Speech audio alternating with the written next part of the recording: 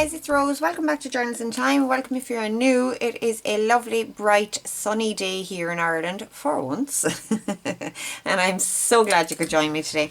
So what are we up to? Well, we are working with some wax seals again. We're using our Craspire products again today.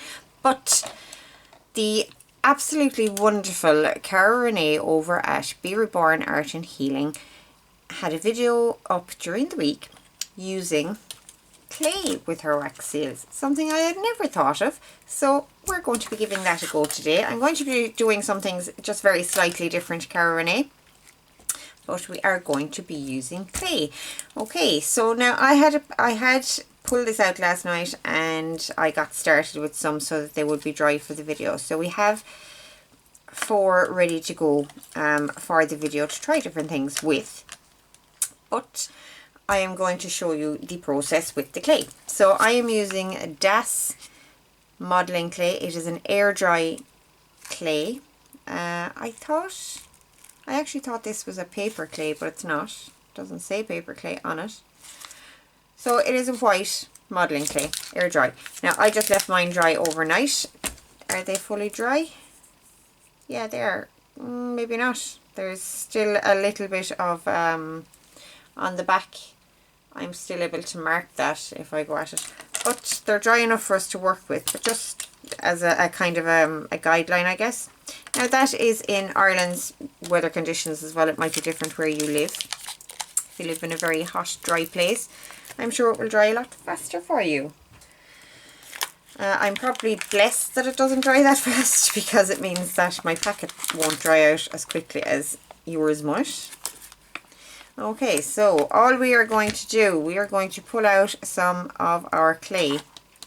Going to pinch off a piece, about this much, just a small piece. And this is actually probably even too much. Let's take a bit of that away. And we are going to roll it into a ball. Okay, now I will be linking Cara Renee's video below in the description box as well for you guys. So do go over and check her out. Like I said, I'm doing a couple of things just slightly different to what she did. Now, if I was using a round wax seal stamp head, that's a bit of a mouthful, I would roll it into a ball and do it from that. But because I'm using an oval, I'm actually just going to make this slightly elongated like that. That seemed to give me a better result. So I'm going to take my seal and I'm going to squish. Now I'm pushing it with one finger because I'm trying to get this to spread evenly. But with the ovals, it spreads to the sides a lot faster because it's shorter on the sides than it is on the length. So I do kind of squish it back and forward as well. A little bit, just to try and get that length. Now, I didn't do a great job there because I was trying to show you guys. But let's start that again. But if you were using a circle, just straight down should be perfect. It's a little bit more challenging with the ovals. I'm going to make that a little bit longer, just see will that help. There we go. And I'm trying to push straight down, okay?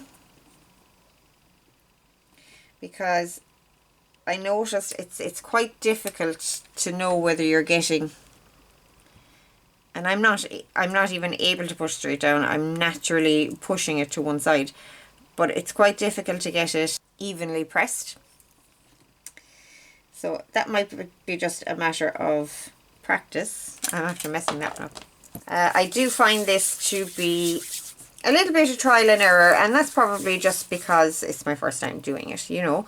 I guess with practice this would get better, but I also find the clay to be very forgiving because you can just roll it up and do it again. Okay, so let's try that again. I'm so thankful to Cara Renee for this video. I was blown away by it.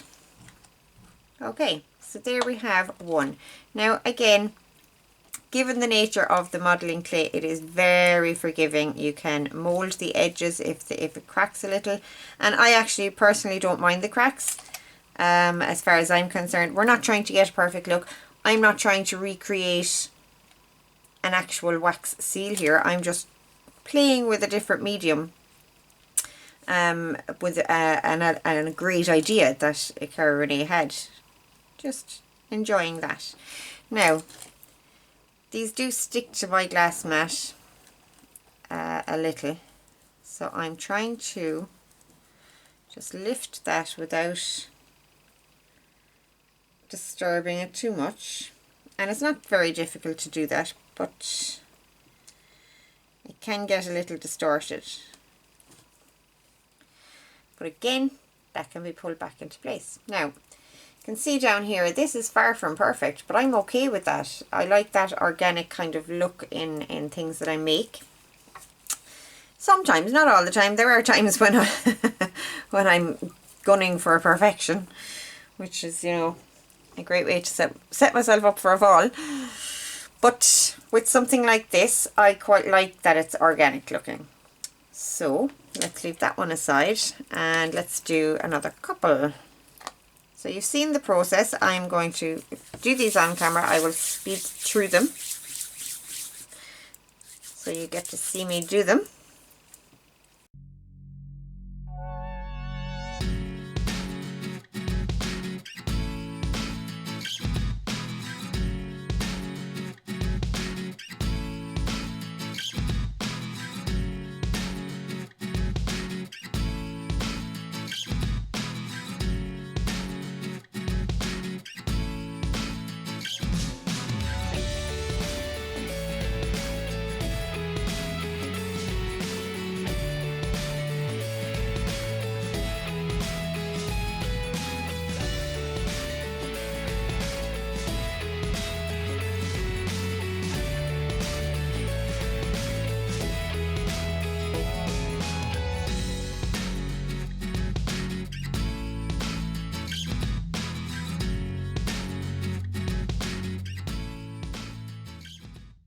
Okay, so I have done 2 sets of just plain ones, and I came up with a brilliant idea that I don't know how I didn't think of it already, to use just some contact backing paper under them, and that's giving me much nicer results because it's not, I'm not having to peel it off the table.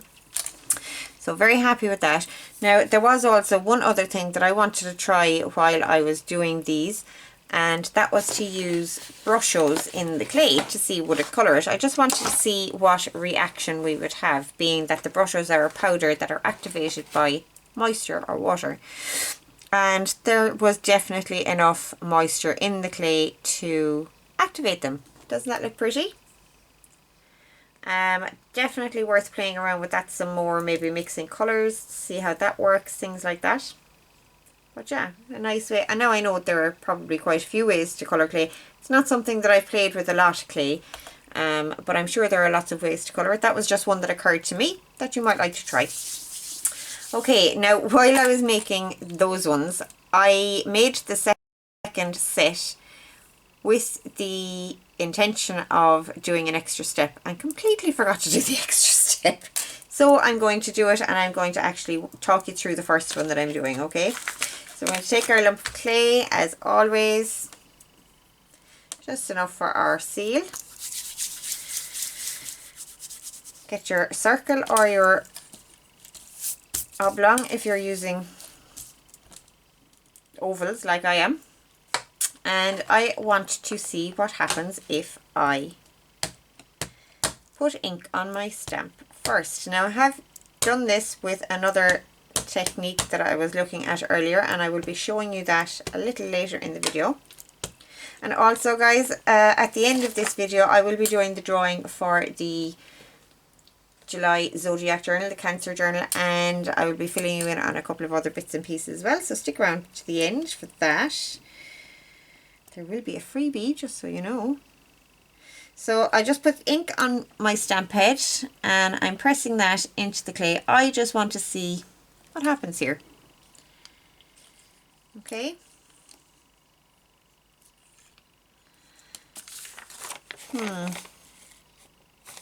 I'm not sure about that. I think that's kind of ugly, but we might be able to do something with it afterwards. Let me get my stamp head cleaned off. Now it could be just the colour, so I am going to try it with the other 3 stamps in different colours, just for the sake of investigating. That's that one. That is quite an intense colour, I will say. There is a light one down here. I'm not sure this one will show up at all, but let's have a look. We can only try. Experimentation again, I love it. That's that one. Now, like I said, that colour is actually there, but it is very, very faint. So not sure that that's any good to me either.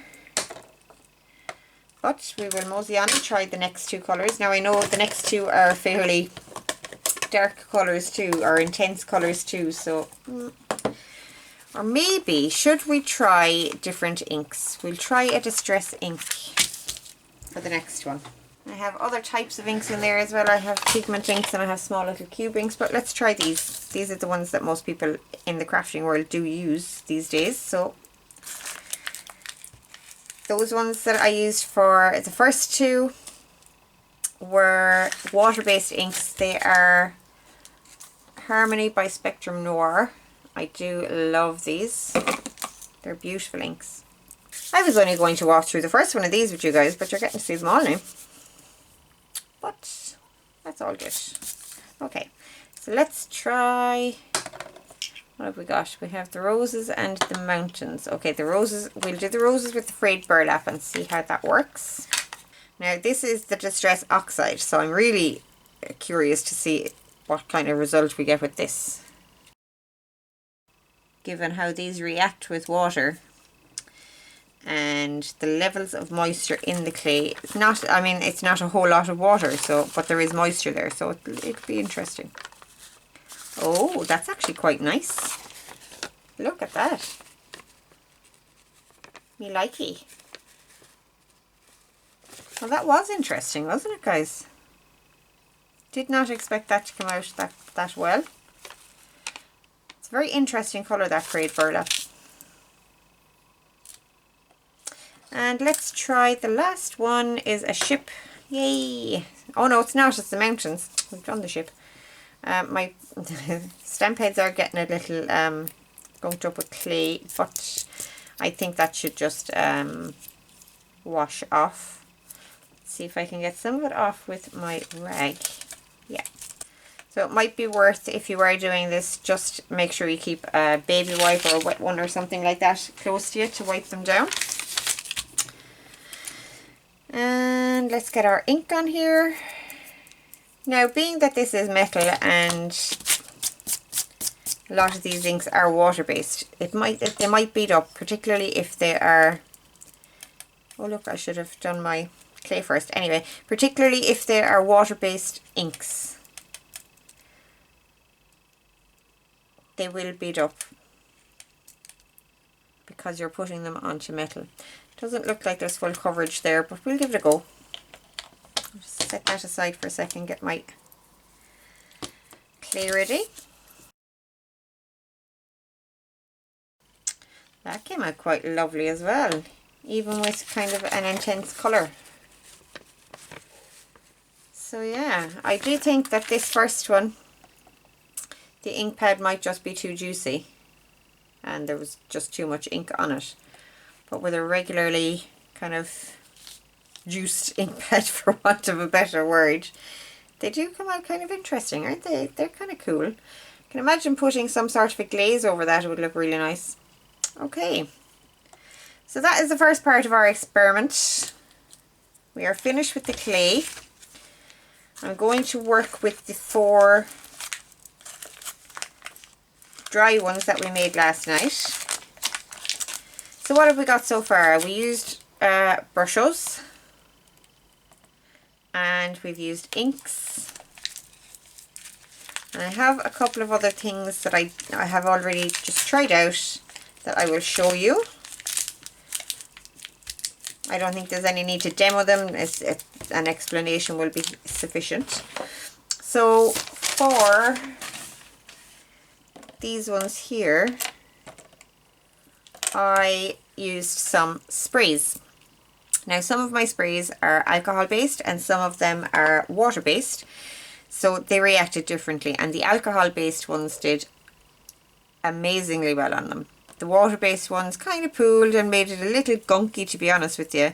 The clay does soften if you put water on it, so yeah, alcohol inks did work better. And then I used the markers that Craspire sent me, these beautiful metallics, and I picked out the design on these two. Now the metallic shine does kind of seem to disappear on the clay, and I think that's due to the nature of the porous nature of the clay. I could be wrong about why that is, but I mean, they're fabulously shiny when you use them on wax, but on the clay it does lose that metallic shine. Nothing wrong with that, it's just a different look, something to note. So that is those, and on this one I did some Inka Gold around it. This was one of the ones with the alcohol spray, and I went around it with the Inka Gold. Okay, so lovely shine on that. Yeah, that's buffing up quite nicely.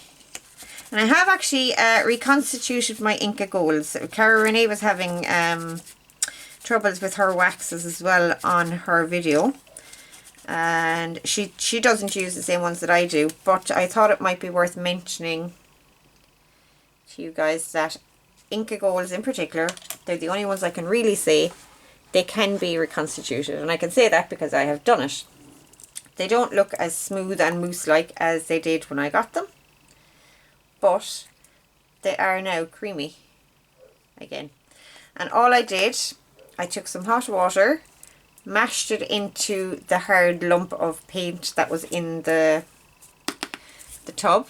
You have to break it up and mash. I actually used a fork to mash it in, and I added some glycerin so that it wouldn't dry out so much, and mix that in. And then I did actually put these into the microwave for about 5 seconds, lid off for about 5 seconds, take it out and shook it up just to kind of get it to settle down into the pot again. Okay, so that is how I did mine. Might be worth putting that out there if any of you have dried up old Inka Golds, and I will show you the others as well. There's that one. That may need a little more water. I got kind of interrupted the day I was doing them and I didn't quite get to finish. Well, I got to finish, but I didn't get to come back and check them. And this one, oh, has a little bit of extra water, so that needs mixing in. But the first one that I did, the first one that I showed you there, I had gotten to the end of the process with that and it worked really well. So yeah, it does work. Okay, so hot water, a little bit of glycerin, into the microwave. I only use the microwave just to settle it down into the pot. You don't have to do that. That's entirely up to you, but that is what I did. Okay, so let's get this cleaned a little bit because that's going to annoy me. Just a little mark from the clay.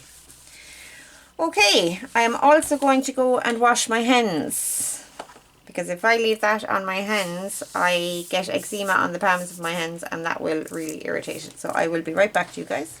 Okay, all nice and clean. Awesome sauce. Now, so the 4 that I got ready last night, they're all nice and dry.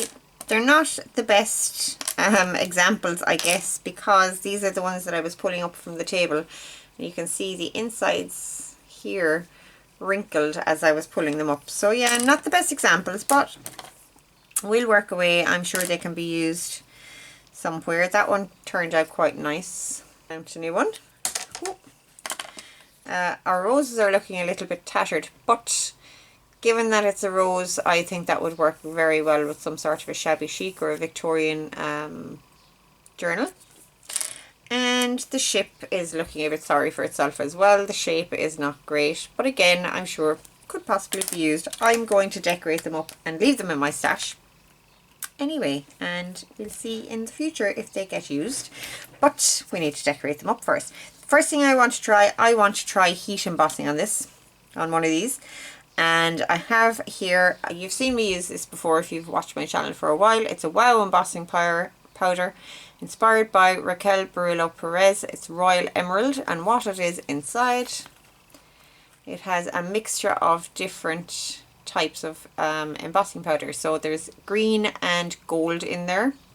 And the gold grains look like they are a lot larger than the green ones. The green ones seem to be a lot finer.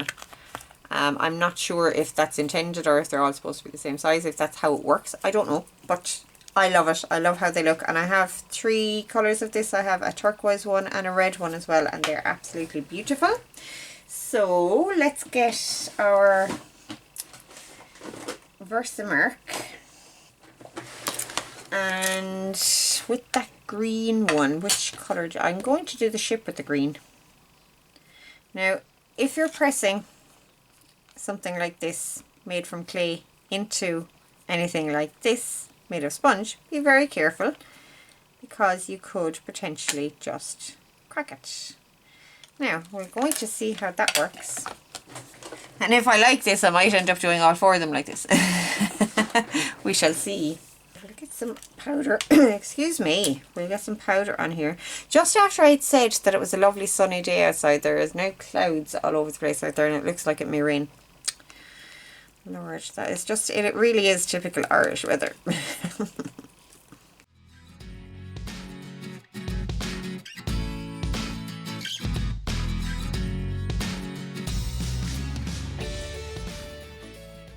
Okay, so that's how that one turned out, and it took the embossing okay anyway. It got quite hot, and it is still quite hot, but I think that looks kind of awesome. Okay, well that's that one. I am going to pull out some paints, and we may come back to the heat embossing in a while. Okay, so on Cara Renee's video, she used acrylic paints to decorate hers. So I'm going to let you go over to her video to see that. And I'm going to try it with some watercolour paints. And I've also pulled out one of my sprays just to see how it works once the clay has dried. Because the ones I did last night, these ones, they were still wet when I did that. So I want to see what it's like when the clay has dried. And I've also pulled out a couple of markers just to see how that works, and these are not alcohol markers, they're water-based markers, so I just want to see how those work. So let's start with the markers first, because it's the cleanest one. We'll have no cleanup after this. So let's try colouring, spot colouring. So I'm trying to colour, let's pull you in a small bit, guys. So on this one I'm trying to colour the rose on this, but that marker seems to be a bit dry. Let's try this one. Yeah, that's a bit better. So I'm trying to colour the roses, and I'm going to grab a green as well, I think, and do the leaves. So this is coming out quite lovely, and these could be almost like, do you know those little miniature, they were teeny tiny paintings that they used to do. I think they were definitely done in Elizabethan times. Not sure how far back they go, but they were teeny tiny, usually portraits that would be done, and people could carry them around in lockets and things like that. I guess they were kind of in lieu of photographs, the way we'd use a photograph in our wallet, you know. So they could be very much like that. Obviously not portraits. You could do a portrait, but you know, that's not what I'm doing right now. Just going to see if we can get a two-tone in here. So water-based markers certainly work. And again, I think a glaze over the top of this would be beautiful. That's that. And I did bring out a sparkle pen. I just want to see if we can get any sparkle on here. Oh yeah, it's going on there. I'm not sure that you guys are going to be able to see this. I mean, it's minuscule. But that is definitely going on there, and that looks so pretty. Oh my goodness, so pretty. Oh, I'm doing all the leaves with this now because it's so pretty. I just can't help myself. Wow, that is gorgeous. Oh, I'm going to have to go and get the pink one and do the, do the rose as well. Can you see the sparkle? can. There you go. Look at that, it's so cute. Okay, let me go and get the pink one as well. So the markers do work, but I'm just enjoying the sparkle pen right now. Oh, it's all about the sparkle. This actually is now reminding me of the Beauty and the Beast thing. Did I go too far with putting the sparkle on the rose as well? What do you guys think? OTT? I don't know, I like it. I like it. And that's all that matters. Oh my god, I'm chuffed that those sparkle pens work on there. Awesome. And for the edge, I'm going to use our gold marker from Craspire. And I'm just going to give that a little going over. Just on that background, I think that looks beautiful. Wouldn't that make a great piece on the front of a journal? Really shabby chic kind of journal. And again, with a glaze over it. And when I talk about glazes, you can get glazes for this clay, I'm sure. I would probably just heat emboss it with some clear heat embossing powder, or possibly with a spray varnish. Not sure how a spray varnish would take on the clay, but I'd try it. I'm not going to go at that today, but just some ideas for you guys. So that is markers glitter pens. Absolutely beautiful. Loving that. Okay, so the next least messy is probably the watercolors. And we'll do a simple one with the watercolors, I think.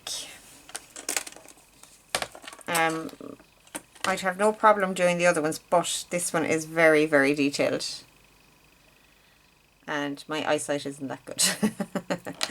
It would actually be a really nice scene to watercolour. But we'll do our tulips. Going to use my water brush for this. Excuse me. And the first colour I'm going to go full on bright red.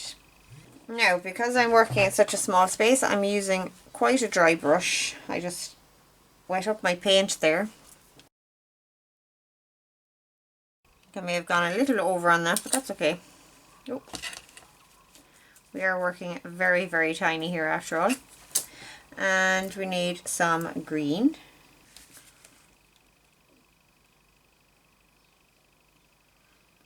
Of course, if I had I do actually have a smaller water brush, but the nib on that one is very, very wide. This one has an actual point on it, which makes it a little easier to do small pieces, but I should probably get a smaller brush for things like this. Okay, so that's those. Now I am going to do the background on this one, and I'm going to do it blue. And of course I should probably have done this before I did the flowers,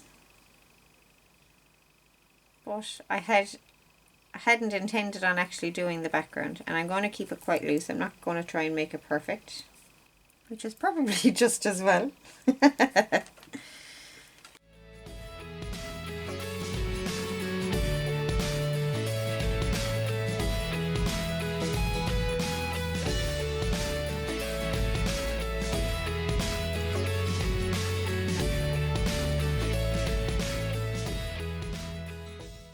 Okay, so that's those done. Now, they're far from perfect, and I am far from a painter, especially on a scale like that.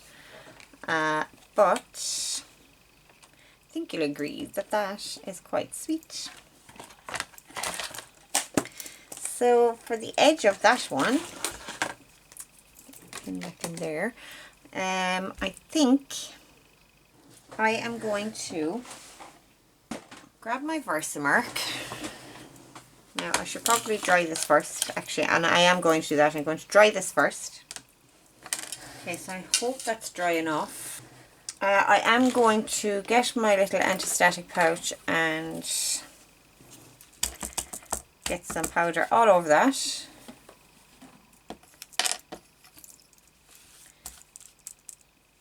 And then I dab it with a wet cloth. That was silly.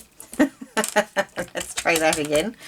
I can wipe off the excess powder afterwards. I'll just drop it for now to get as much off as I can.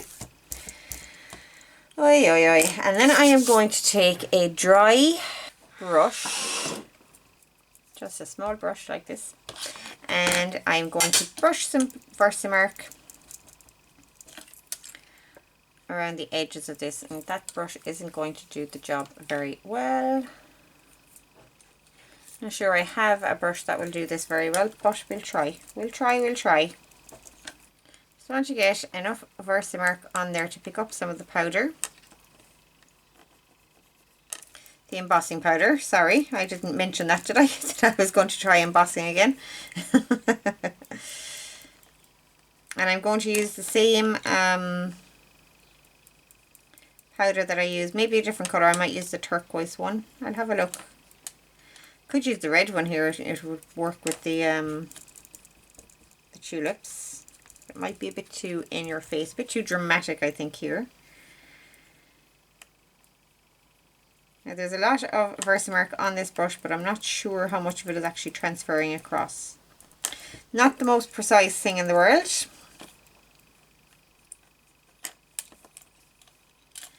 But, like I said, we're trying today, okay? Just trying new things, experimenting.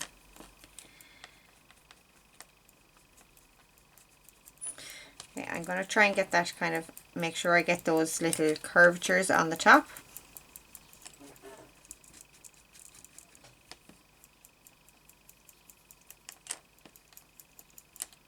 Of course, one of those Versamark pens would be really good right now, and I do have one. And actually, let's get it out and see, because I know it leaves a blue cast, which is why I don't reach for it very often. It leaves a blue cast on paper if I clear a heat emboss over it, but because we're actually using a colour, it might be okay. Okay, so let's see how this works. So you can see it's actually colouring down here. It's colouring it blue, which isn't ideal if you're a clear heat embossing. So that's why I don't reach for it. But at least I can tell that it's going on there.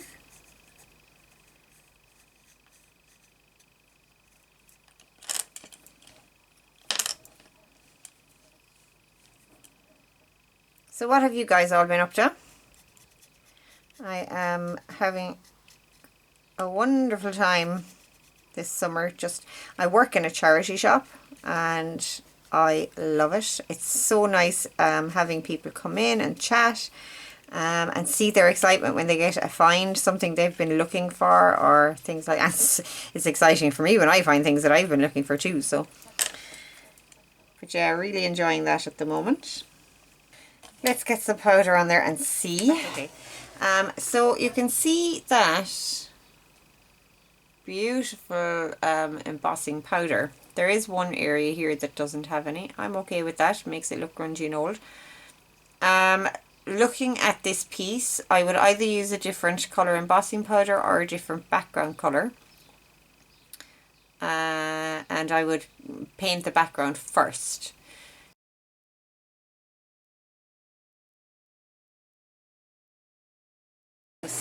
Wow, so that second coat of embossing powder really gave it that glitzy shine. It looks like a framed piece, does it not?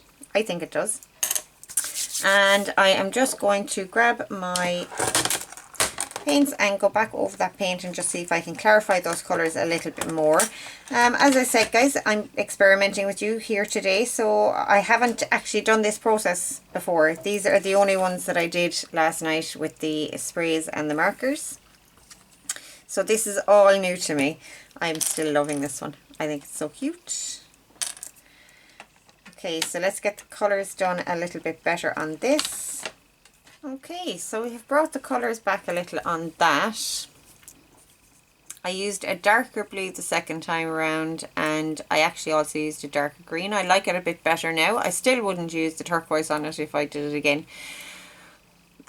So yeah, this can work really, really well. And again, this was one of the ones that I had rolled off the table, so it has not the nicest background, but I reckon one of the smoother ones will be lovely.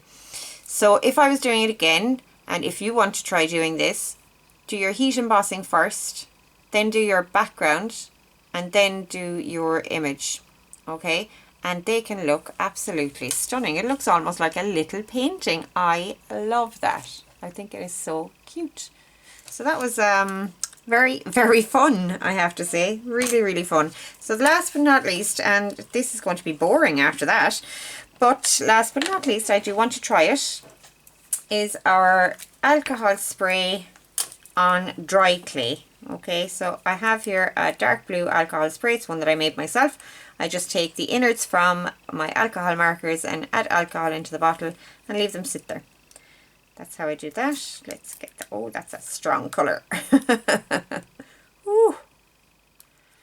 Just want to make sure that I had full coverage on that. Let's get it turned over so it's not. That took that ink very, very well. You have to agree, my lord. That's a strong colour. See if I can get some on that edge there. I just missed this little edge down here, but I can get that even just with the edge of the bottle. Wow, that is intense. Again, not sure I'd use this colour again, but with some gold on that, that might look really awesome. That is, I guess it's one way to get really intense colour if you can't get it in the waxer or whatever and you want to use your seal. Might be a way to do it. Now, a word to that actually. I have not used clay so far in any of my journals. Have I? Don't think I have. I mean, I've only played with it very, very little. As you can see, I have a block of it there, so it's obviously something that's on my radar and something that I want to do. I just haven't had the chance. Now, I know that people use clay on the front of journals, and that can look absolutely awesome. But my question is, do any of you have experience putting small clay pieces onto ephemera inside a journal? Would they definitely crack? Is there any way to kind of ensure that they wouldn't crack? Is smaller better? Do the smaller ones stay together better than large ones? You know, all that kind of stuff. So if you have any thoughts or ideas on that, do hit me up in the comments below. I'd love to hear your experiences with it. So I'm going to go off, I'm going to get this dried a little bit, and I'll come back and we may put some Inka Gold or something on that.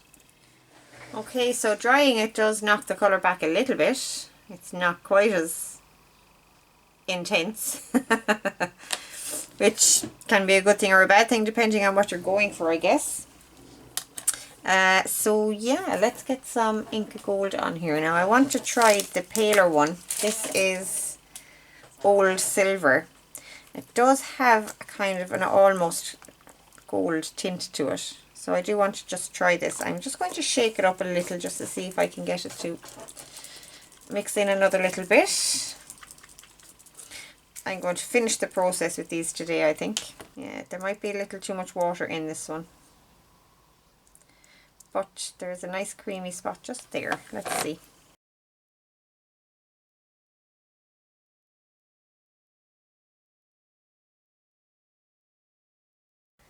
Okay, well, isn't that pretty? That turned out just lovely with that Inka Gold on there. That old silver colour is really, really pretty. I do like it. So yeah, that's that one. So that is the last of them for today, guys. So we have done this one and this one and this one and this one on camera, decorating.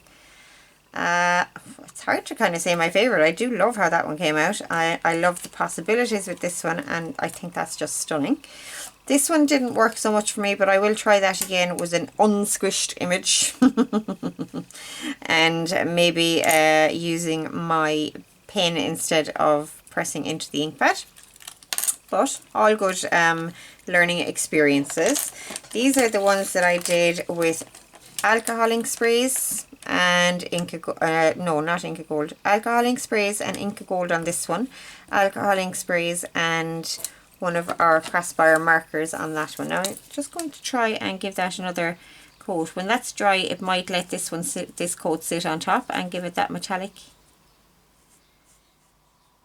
look. Let's see. Never stops, guys. Thinking never stops. Okay. Does it look more metallic? Well, it's still kind of wet right now, so it's kind of hard to say. I don't think it will look any more metallic, but you know, it still looks good. I like it. This one was done with a water-based spray. It's one of the Inka sprays that I use. I just put some Inka Gold into some water, mix it up and spray. And that, it did give it a nice gold sheen, but it didn't give full coverage the way the alcohol ink ones do. Okay, so you can get some results with water-based sprays as well, and we used our purple metallic marker on that one. So that is those ones. And then today we tried some inks. So that was the stamp put into the ink and then put into the wet clay, as was this one. Two very different results there, and I do think that's just down to the juiciness of the stamp pad itself. Okay, so just if you are trying it, use the least juicy ones. This one also has, actually do these two also have inks on them, but they're just not very apparent. That's actually interesting. I've just noticed that this one was the one with the frayed burlap, and that's completely changed colour. That is very interesting. Very, very interesting. It'll be interesting to see what that looks like when it's completely dry. And these are the ones that I put the brushes into the clay before I stamped my wax stamp on them. The edge of this one has gone very funny. But I might be able to file that off. That's okay. So that was those ones. Okay, so that was our makes for today, guys. I really hope you enjoyed experimenting with me. I'm going to pull you back out there again. There we go, and there's all our little makes. Oop. These ones are still wet, so I have to be careful with those. There we go. There's all our little makes for today. Okay, now what are we doing next? We are doing the draw for the July Zodiac journal. And it is this one, and it's got a little charm with gem as always, and it's got the little closures, corner closures, and all of our scrappy fold outs and flips, and all tea and coffee dyed scrappy papers, printed papers, and I will repair that. I did not know that was there. I'll leave that out like that so that I can repair it. And yeah, that's what we're doing. We're going to get the draw done for that. I have here my random number generator as always, and I have my list. Woo, and we've had 77 entries this month, which is amazing. So thanks you guys for all the support. And I have noticed as we're doing these draws month on month that the same names keep popping up again and again and again, and I know who you are, guys, so thank you all so very much. You are very much appreciated. Okay, so let's get on with it. Let's hit generate, and it's number 19, and number 19 is Julie Worthington. Julie, congratulations, my love. Yours is one of the names that does come up time and again, so I'm so happy that you won that today. That is awesome. So get in contact with me, lovely.